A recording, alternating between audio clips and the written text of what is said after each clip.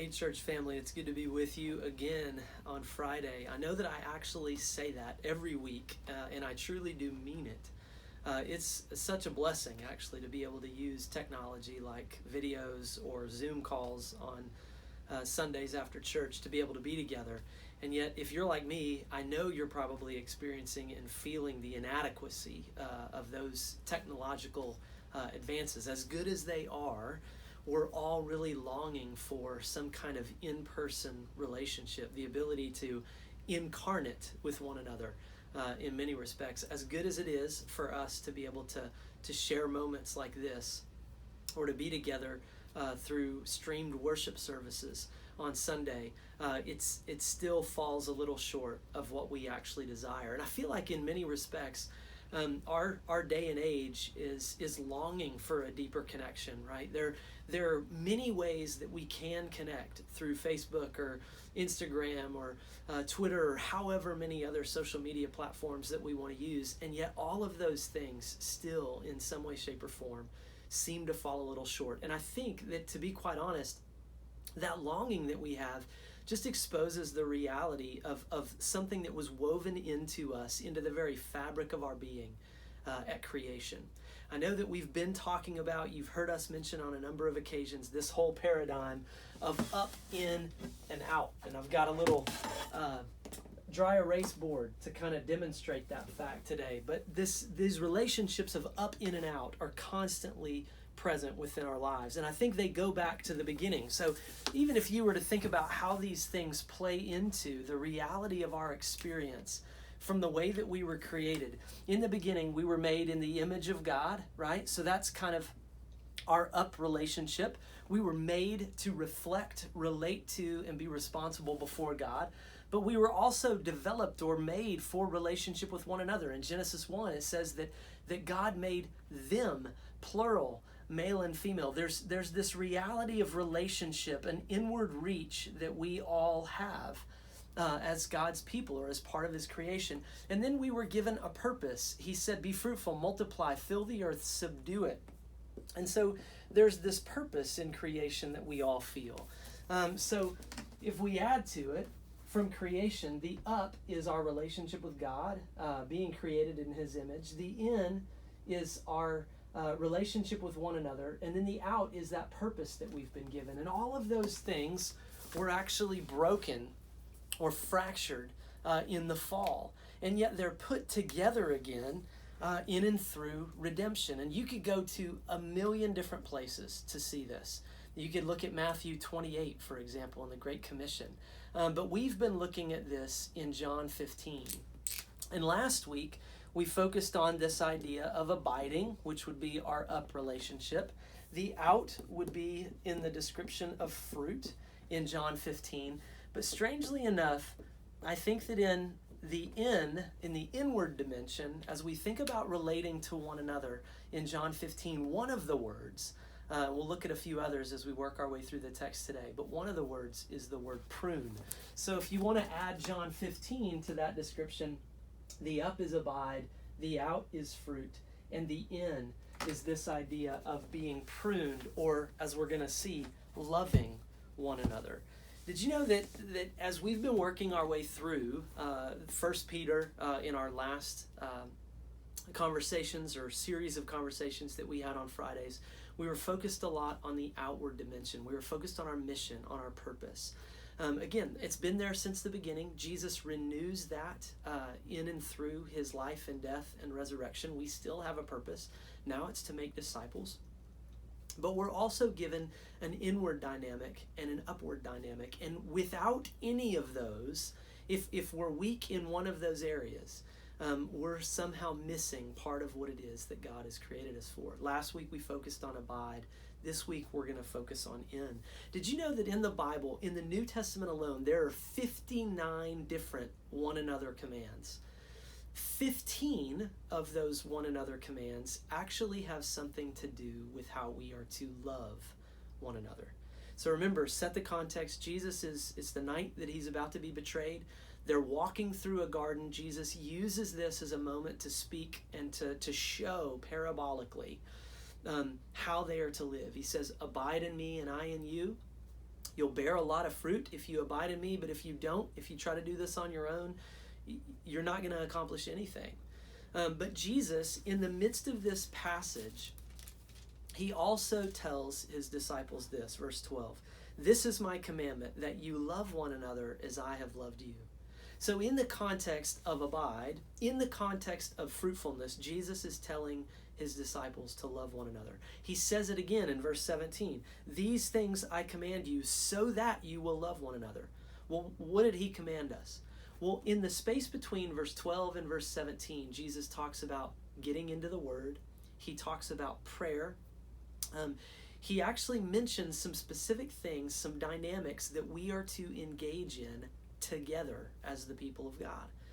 And again, that's what we really want to focus on today, is this inward relationship, so that we can better live out our purpose and even deepen in our relationship with God, with one another. But here's the question that I hope that you're asking. Why in the world would I say that prune is another word to describe our inward relationship? It sounds kind of harsh, right? Well, think about it. One author actually describes, in a book title, he describes relationships with other human beings as a mess worth making. That's a pretty good title when you think about it. Relationships are hard.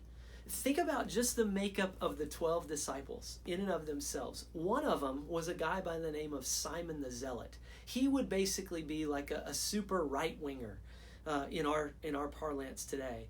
But then on the other hand, you've got Matthew the tax collector, one who's an insider. We might think of him as a severe left side of the political spectrum kind of person, right? And Jesus calls both of them, and he calls them to be his disciples together. I wonder what conversations around the campfire must have been like when they were talking politics, right? And yet, this was a mess worth making. Jesus called them to belong not only to him, but to one another. And he said, love one another.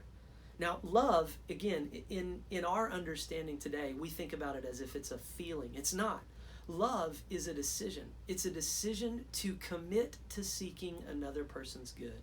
That's the way that Thomas Aquinas actually described and defined love.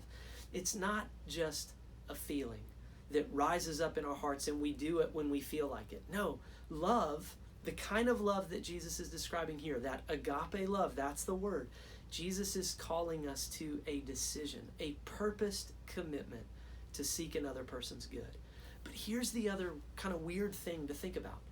Jesus sought in relationships. When Jesus was sent to earth, he did go and get away and spend time with the Father. He abided in his relationship with the Father. And he had a mission, and he knew, and he was about his Father's business. But it wasn't just him and his Father on mission. Jesus created a family.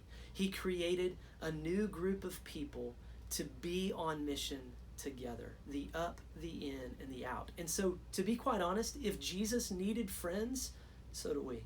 If Jesus saw that relationships were a mess worth making, so should we.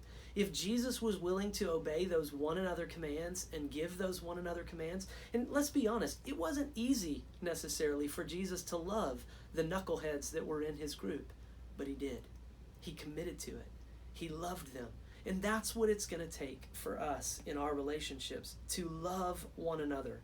To build on those friendships, to commit to serving the other person's good. That's what it means to love one another. So again, like we talked about last week as we end this week, there's an invitation and there's a challenge here. What's the invitation?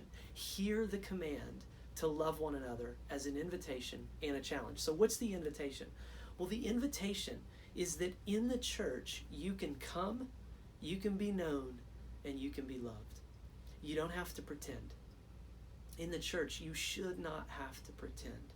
You can be who you are, but you will not remain as you are. Jesus is committed to transforming us, and one of the ways that he's going to transform us is going to be through our relationships with one another. We're going to become more like Jesus through the way that we love one another. And Jesus even said that's going to be one of the marks by which the world is going to know us, right?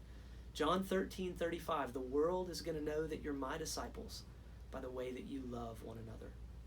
And I think Jesus also implied there that through our love for one another, we're going to be transformed. There's an invitation there, but there's also a challenge. You and I, individually, we cannot do this alone. Again, Jesus did not do mission by himself. He called his disciples to himself. And think about when Jesus sent his disciples out, he sent them out 2 by 2. Think about Paul. You can't mention Paul without mentioning Barnabas or Silas or Timothy. Paul had people in his entourage that he did ministry with. So when he was sent out in that purpose that God had given him, he had some inward relationship, some community that was right there with him in the midst of that. And we need that too. And so when you think about practically, what does that mean? Well, this gets into some of the other one another's. How can we, especially in a day and age of social distancing, how can we practice one another's? Well, Paul says in one point in one of his epistles, pray for one another. Are we praying for one another by name and by specific need? And if we don't know people well enough to where we can actually pray for people by name and by need, we probably need to get to know them. Join a small group. Pick up the phone. Shoot out an email. Send a text. How can I be praying for you? And commit to doing it. But then also, as we have opportunity, as at some point this pandemic wanes and opportunity arises, think about how we might be able to do ministry together. We're not supposed to just do it by ourselves. If you're having a conversation with a coworker, you're having somebody over to your house, invite somebody from church too, so that they have an opportunity, that person that doesn't yet know Jesus has an opportunity to get to know someone else who knows Jesus, and not just you. Do ministry together. So again, the most indivisible unit within the church, if you think about it, is a unit of 3. It's 2 people and God. But we never do things alone. And so when you think about all of this up, in, and out relationship, this abide, the pruning, and the fruit, if you think about all of that, which of those areas do you feel like you're weakest in? Chances are, if you're like me, you're strong in 2 of those areas, or you're more prone to focus on 2 of those areas, and you're weaker in the 3rd. But the bottom line is, from creation all the way through to redemption, we're given those 3 responsibilities and blessings: the upward relationship with God, the inward relationship with one another, the outward call to be about the Father's business. So which of those areas do you feel like you're strong in? Which one do you feel like you're weak in? Which one do you feel like Jesus is offering you an invitation into right now, giving you a challenge in? Think about those things. What is God calling you, inviting you to do in those up, in, and out dimensions? We love you guys. Look forward to seeing you again soon.